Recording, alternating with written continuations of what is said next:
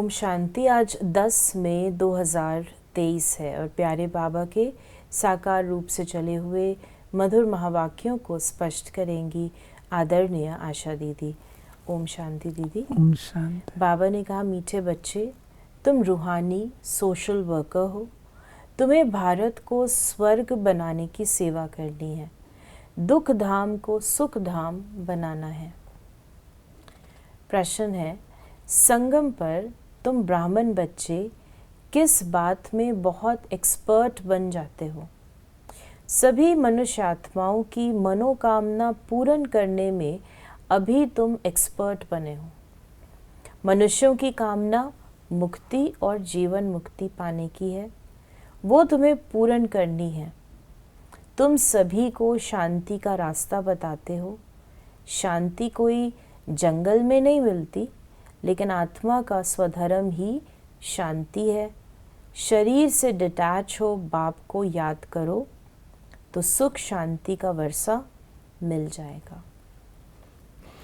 Important है शरीर से डिटैच हो करके याद करो। हम लोग जब याद में बैठते हैं तो उसमें ये पहली बात देखनी है कि उड़ान कौन भर रहा है, शरीर सहित हम उड़ रहे हैं या आत्मा उड़ान भर रही है। गीत है, मुखड़ा देख ले प्राणी। बेहद का बाप अपने सिकी लदे बच्चों को समझा रहे हैं। जिन बच्चों ने बाप को जाना है और बाप की शरण में आए हैं, कहते हैं प्रभु तेरी शरण आए। शरण मिले तब जबकि बाप आए और बच्चों को समझावे। भगत भगवान की शरण में आते हैं क्योंकि यहाँ सब दुखी हैं। भारत दुख धाम है, एक दो को दुख देते रहते हैं। फिर बाबा ने हम दुख धाम, ये दुखमयी दुनिया में रहने का स्थान। तो बाबा ने क्यों कहा दुख धाम? क्योंकि यहाँ पे हर बात में दुख ही दुख है। तुम हो रूहानी सोशल वर्कर। तुमसे बाप सेवा कराते हैं कि बच्चे तुम इस भारत को स्वर्ग बनाओ। सारा मदार योग पर है। योग में कोई 7 रोज अच्छी रीति रहे तो कमाल हो जाए। ऐसे कोई योग में मुश्किल टिक सकेंगे। घर याद आएगा, मन भागता रहेगा। 7 रोज मशहूर है। गीता भागवत ग्रंथ का पाठ भी 7 रोज रखते हैं। ये रस्म रिवाज इस संगम युग की है। 7 रोज भट्टी में रहना पड़े, किसी की भी याद न आवे, एक बाप के साथ योग लगा रहे। 7 रोज इस एक रस अवस्था में रहना ये बड़ा मुश्किल है। बाबा ने कहा, बाबा अनुभव से बताते हैं कि इसमें कंटिन्यूस अभ्यास की और अटेंशन की ज़रूरत होती है। तो बाबा ने कहा 7 दिन कोई एकाग्रता से इस प्रकार से रहे तो वो डिफ़िकल्ट है, परंतु अभ्यास करते करते ये चीज़ साकार हो जाती है। बाबा के भी जो हम देखते हैं, बाबा का इवॉल्वमेंट जैसे ऐसे हुआ ब्रह्मा बाबा का, कैसे बाबा स्थूल से एकदम सूक्ष्म सूक्ष्म सूक्ष्म होता चला गया और अंत में बाबा का केवल स्वरूप निराकारी निर्विकारी निरहंकारी था, जो बाबा लास्ट में बोल के गए। सन्यासी लोग शांति के लिए घर बार छोड़ते हैं, जंगल में जाते हैं, परंतु शांति तो मिल नहीं सकती। आत्मा का स्वधर्म है शांत और मनुष्य बाहर ढूंढते हैं। बाबा ने कहा कि ये ऑर्गन्स हैं, चाहे कर्म इंद्रियों से काम लो या न लो, हम आत्मा इस शरीर से अपने को डिटैच कर लेते हैं। जैसे रात को आत्मा डिटैच हो जाती है, सब कुछ भूल जाती है, उसको फिर नींद कहेंगे। यहाँ सिर्फ शांति में तुम बैठते हो। अच्छा, अपने को शरीर से डिटैच कर लो। ये ऑर्गन्स हैं कर्म करने के लिए, ये नॉलेज बाप देते हैं। डिटैच कर बैठ जाओ, कुछ ना बोलो, परंतु ऐसे डिटैच हो कहाँ तक बैठेंगे? बाबा ने कहा कि ये तो तुम जानते हो कर्म बिगर कोई रह ना सके। डिटैच तो हुए, परंतु साथ में फ़ायदा भी चाहिए। सिर्फ डिटैच हो बैठने से इतना फ़ायदा नहीं होगा। डिटैच हो फिर मुझे याद करो तो तुमको फ़ायदा होगा, शक्ति मिलेगी। बाबा स्पष्टीकरण दे रहे हैं कि यदि आप डिटैच होकर के ऐसे सुन्न होकर के बैठ गए तो उसका कोई फ़ायदा नहीं है। आप सिर्फ आत्म अभिमानी होकर के बैठे, उसका कोई फ़ायदा नहीं है। लेकिन उसके साथ परमात्मा को याद करना है, तब हमारी विकर्म भी विनाश और कमाई भी होती है। बाबा ने कहा कोई पत्थर बुड्ढी बैठा होगा तो वायुमंडल खराब कर देगा, क्योंकि शिव बाबा की याद में रहेगा नहीं। उनको अपने मित्र संबंधी याद पड़ते रहेंगे। तुमको तो अपने बाप को निरंतर याद करना है। ये कोई कॉमन सत्संग नहीं है, ये बड़ी यूनिवर्सिटी है।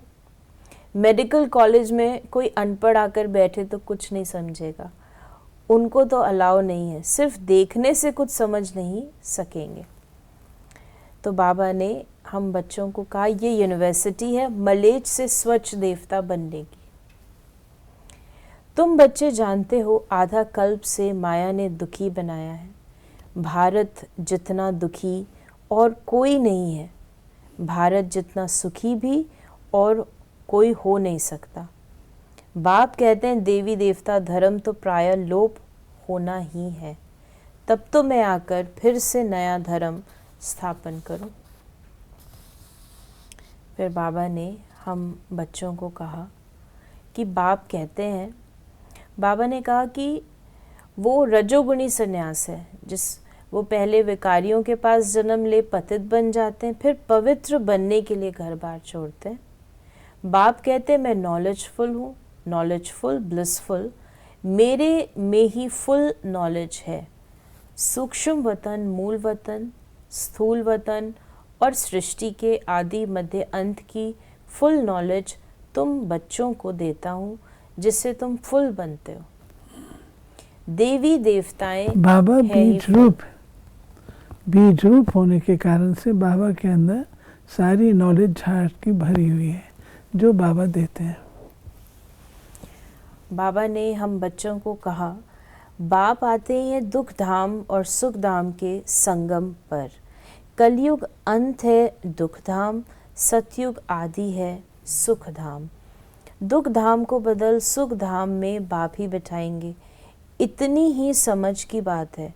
ये पढ़ाई पवित्रता के बिगर कोई पढ़ ना सके, इसलिए यहाँ पतित को नहीं बिठाया जाता। समझाना है तुम आधा कल्प के महारोगी हो। माया ने महारोगी बनाया है, इसलिए पहले भट्टी में रखा जाता है। तो बाबा ने हम बच्चों को बाबा ने कहा कि तुम महारोगी हो। महारोगी अर्थात तुम कभी ऐसे थे नहीं। तुमको 5 विकारों ने ऐसा मारा है जो तुम्हारी तन मन धन, तुम्हारी कंचन काया, सारी वो जो है काया बदल गई है। अब तमो प्रधान बन गए हो। ये तुम्हारा अमूल्य जन्म है। तुम पवित्र बन भारत को स्वर्ग बना देते हो, इसलिए शिव शक्ति भारत माता गाई हुई है। तुम जानते हो बाबा पवित्रता की मदद से भारत को क्या, सारी दुनिया को पवित्र बनाते हैं। जो जो पवित्रता की उंगली देते हैं, मन मनाभव रहते हैं, वही मददगार है। फिर बाबा ने हम बच्चों को वरदान दिया, तीनों कालों तीनों लोकों की नॉलेज को धारण कर बुद्धिवान बनने वाले विघ्न विनाशक भव। जो तीनों कालों और तीनों लोकों के नॉलेजफुल हैं, उन्हें ही बुद्धिवान अर्थात गणेश कहा जाता है। गणेश अर्थात विघ्न विनाशक। वो किसी भी परिस्थिति में विघ्न रूप नहीं बन सकते। यदि कोई विघ्न रूप बने भी तो आप विघ्न विनाशक बन जाओ, इससे विघ्न खत्म हो जाएंगे। विघ्न विनाशक आत्माएं वातावरण वायुमंडल को भी परिवर्तित कर देती हैं, उसका वर्णन नहीं करती। विघ्न विनाशक। और स्लोगन है, अपनी चलन और चेहरे से सत्यता की सभ्यता का अनुभव कराना ही श्रेष्ठता है। सत्यता है, परंतु उसके साथ बाबा कहता है सभ्यता भी चाहिए। सत्य व्यक्ति कई बार कटु हो जाता है। कहावत भी है, सत्य कटु होता है। लेकिन सत्य कटु होता है, उसको प्रेजेंट करने का तरीका तो मृदु हो सकता है, वो बाबा कहते हैं। तो ये थे बाबा के आज के मधुर महावाक्यों का स्पष्टीकरण। यदि आपके मन में कोई भी सवाल है तो उसे मैसेज कर सकते हैं 8826599309 पर। ओम शांति।